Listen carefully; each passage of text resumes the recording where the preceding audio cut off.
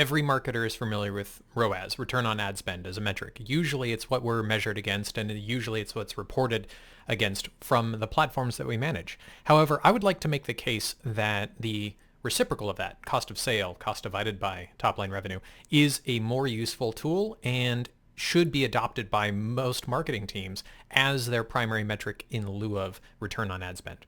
The reason is effectively that the cost of sale percentage is directly comparable to things like margin. If you have a 40% margin and you just ran your campaign to a 3x ROAS, you have to do a bunch of mental math in order to translate that out and find out what your remaining margin was on that sale after you paid for your ads. Whereas if you were to say you had 40% margin and you knew you spent 20%, then you know you have an estimated margin of about 20% going into checkout.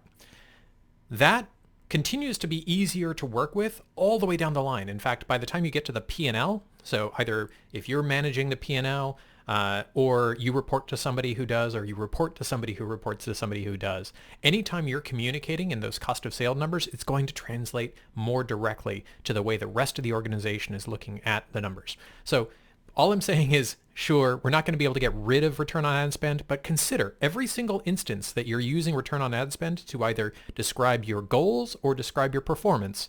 It should probably be translated into a cost of sale just to make it more compatible with everything else you're trying to do with that number.